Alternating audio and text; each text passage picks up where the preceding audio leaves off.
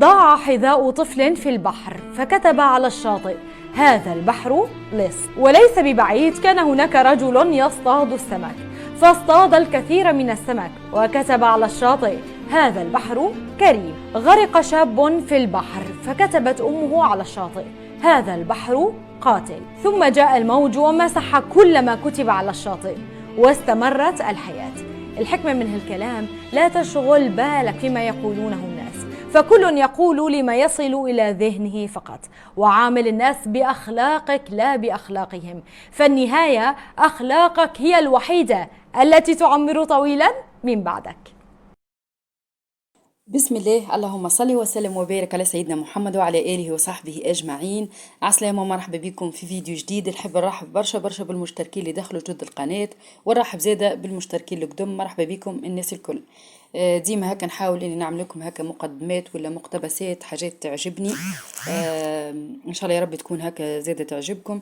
هي معناها كحكمة كحاجة هكا تضيف لنا. ان شاء الله يا ربي هكا نوعية متاع الفيديوهات كما هكا ولا المقدمات كما هكا تعجبكم.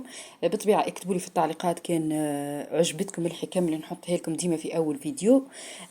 المهم حصيلوا البنات، فيديو اليوم بديت معاكم هكا بفطور الصباح. عملت قهيوة وعملت وعندي طرف تفاح وسمطت عظمتين كهو.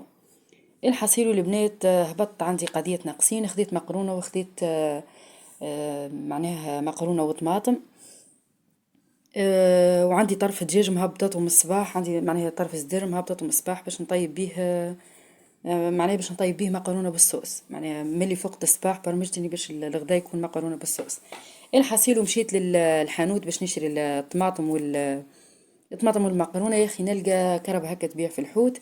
قال قال راهو جديد. حصيل خديت من عنده طل لاتش هذيك السردينه الخشينه، عجبتني على الاخر. قلت خليني نشري. خديت رطل محل الكيلو ب7 آلاف، خديت رطل. المهم حصيلو جوني 6 كعبات وكبار معناها بالباهي. مش مشكلة يكفونا. حصيلو البنات قلت باش نطيب معناها مقرونة بالصوص في الغداء. يا اخي كيف هبطت وشريت حوت قلت خليني نعمل الغداء مقلي. باش نعمل مقلي، نعمل فلفل وطماطم وفريت ونقلي كعبات السردين هذوكم ولا اللاتشا اللي هو. والطرف الصدر هذاك قلت خليني طيب بيه مقرونة بالصوص في العشية في الليل. قلت خليني نربح هكا الوقت، خاطر ديما هكا حتى كيف نقيل نفيق نبرمج العشاء شنو والكل. حسيت قلت خليني معناها نبرمج غدا وعشاء وكهو نرتاح وننظف كوجينة ونجي غادي ونقعد كان في العشية نصمت المقرونة وكهو. المهم حصيلو طيبت الصوص باش ننصب الصوص متاع المقرونة ونخليه هذاك يطيب في عقله للعشاء. ونطيب زاد المقلي. عندي هكا طرف متاع معون شديت هكا غسلتهم، ومن بعد ديريكت شديت الحوت وبديت يعني نظفته والكل.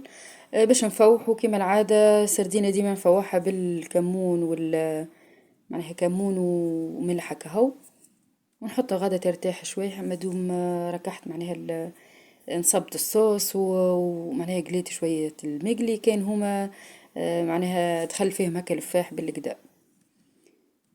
حسيت اني عملت عليهم هكا خيط زيت واكاهو.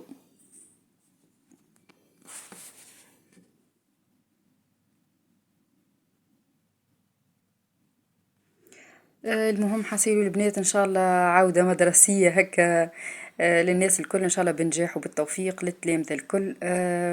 تقابلت صباح انا وجارتي، هي قلت لها سيي توا باش ترتاحوا هكا من الصغار وباش يمشوا يقروا والكل. قالت لي لا توا باش يبدا تعب. قلت على خاطر قبل يصبحوا راقدين اكلي نقضي في عقلي ومن بعد نمشي نجيب الفطور، قضية الفطور وقضية الغداء والكل.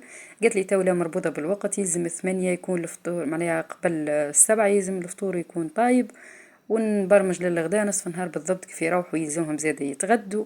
حسيلو قالت له ماناش مرتاحين لا يقروا ولا قاعدين في الدار. المهم حصيلو لهنا بديت نصبت الصوص متاع المقرونة.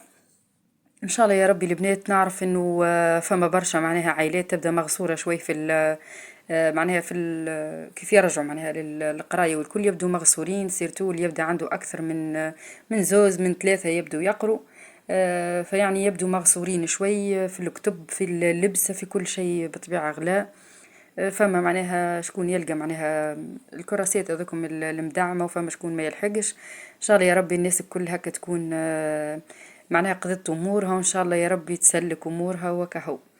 لهنا البنات حكة الطماطم هذيك حصيروا حطيتها في حكة، باش نفرغها معناها في حكة، صبيت هكا في دهنت معناها الحكة بالزيت، وباش نصب الطماطم فيها باش تقعد لي اكثر وقت والكل. حالة هي ما تفسدش في الفريجديرة، ما ديما نحاول اني نعمل هكاكا وكهو. خاطر كان عندي قبل الغلاق هذاك متاع حكة الطماطم البلاستيك، تو ما عنديش معناها ديما نحط في حكة وكهو. حسي وقليت القرن الفلفل وديريكت حطيت الدجاج، وحطيت عليه شوية كركم، منحبش الدجاج يبدأ أصفر يبدأ أبيض، وديريكت هكا صبيت عليه طرفة البصل والطماطم وفوحته معناها وكهو. غسيلو ارتحت من العشاء وارتحت من كل شيء. والله البنات هذه باش نعود نعملها، نعود نبرمج غدا وعشاء، والا لما حالة في الايامات هذه كيف يبدا راجلي معناها يخدم، مثلا طيب الغداء ونخلي منه العشاء. لان البنات كيف هبط ناخذ في القضية معناها من العطرية، خذيت الهروس هذاك الشايح اللي يبدا فلفل معناها مهروش، فهمتوا؟ عصيرو ديما يجي في الصوص بنين أبن، حتى من الهريس العربي. الهريس العربي فيها كمية متاع زيت تجي ياسر الصوص، معناها تحسه ميدوم أكثر من اللازم. كيف هبطت حصير وخديت طرف الخضرة هذم باش نعمل بهم مقلي. نلقى زاد العنب عجبني على الاخر، خاطر كبير وما فيش وكل القلوب. حصير وخديت ب5000 جابولي هذوكم، فهمتوا؟ هو الكيلو ب3800 في بالي. حصير وعجبني قلت خليني نشتري حصير، ونحب العنب أكثر حتى من الدلاع ومن الكل.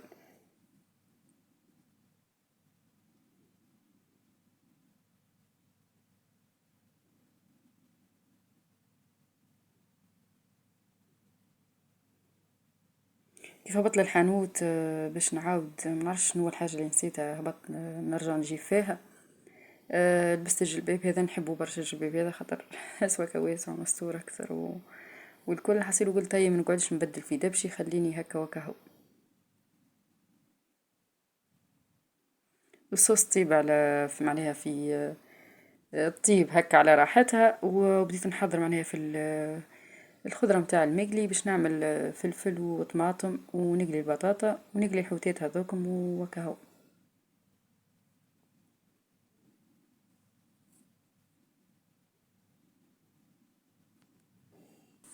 المهم حصيروا البنات، وصلني اليوم كلي ان شاء الله بقدرة ربي غدوة في فيديو غدوة نوريهولكم. محالة كمانديت وعندي برشا، كمانديت جلباب هكا باش نحضر بيه ليلة حنة متاع في عرس سلفي معناها. اما الله غالب وصلني روتار. قالوا لي في الوقت هذاك معناها في عرس سلفي قالوا لي راهو الروز بور لو مومون هو جلباب. قالوا لي الروز بور لو مومون ما فماش، تحب نبعثولك معناها كولور اخر والا تستنى شوي. حسيرو قلت لهم مش مشكله، نستنى شوي خير من نشتري حاجه. وانا بصراحه اكثر كولور عجبني هو الروز. المهم حصيروا ان شاء الله بقدرة ربي في فيديو غدوة نهبطه لكم ونصور لكم الجلباب اللي وصلني. هو هكا ستيل، ما نعرفش يقولوا جلباب القرطاجي ولا ما نعرفش الحصير، وان شاء الله بقدرة ربي غدوة نصوره لكم. شريته علاش خاطر عندي عرس بنت خالي الجمعة الجاية، بقدرة ربي باش نكون هكا حاضرة. وأكا خاطر عجبني على الاخر الجلباب. كما تعرفوا في عرس سلفي المرة الأخرى كريت روبة وكريت حرام ودي بانيت روحي حسيلو بروبة، عندي شريت زيادة روبة بقدرة ربي تو نوريها لكم. نلقاها وقتها في معناها اون بروموسيون، نلقاها ب55 دينار. عجبتني على الاخر ونصبت عليها فولار. ان شاء الله تو غدوة زين نصور لكم الروبة. كما تعرفوا عرس السلفي فيسا معناها ما جا وتحدد والكل وما قعدش معناها هكا برشا وقت باش نهبط ونشري وكل. حصيروا هما 3 ليالي معناها خذيت معناها كريت روبة ليلة العرس ديجا مهبطتها في شورت هذيك الفروز بيبي هذيك ليلة العرس، وكريت أحرام وكريت وشريت استغفر الله روبة ب55 دينار. فيعني قعد في مخي الجلباب هذاك. وكيف معناها قالوا لي راهو كلموني اخواتي وديجا كلمني حتى خالي استدعاني، قلت خليني الجلباب هذاك نكلم، عودت كلمت الباج قالوا لي راهو موجود في الروز، كان تحب نعدولك.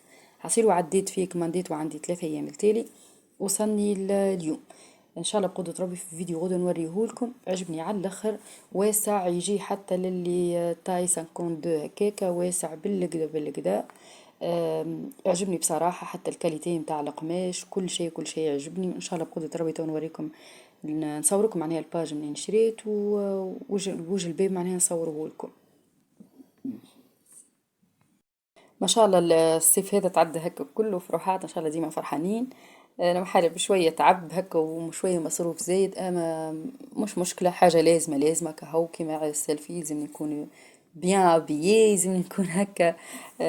بالحق فما عروسات كيف تبدا توا يبدا عرس بعيد عليك وكل، ما تنجمش هكا اللي تحط الحطه، صحيح تمشي في لبسه سمحه والكل، اما مش كيما توا عرس سلفك ولا عرس خوك والكل، لازمك تكون وتشري اغلى، معناها مش اغلى مش موجود مع اغلى حاجه موجوده، لا لازمك تكون بالحق تحسوا انت هو سلفك معناها كيما اخوك بالضبط، فهمتوا معناها واحد من العائله والكل، لازمك تكون لابسه لبسه هكا سمحه والكل.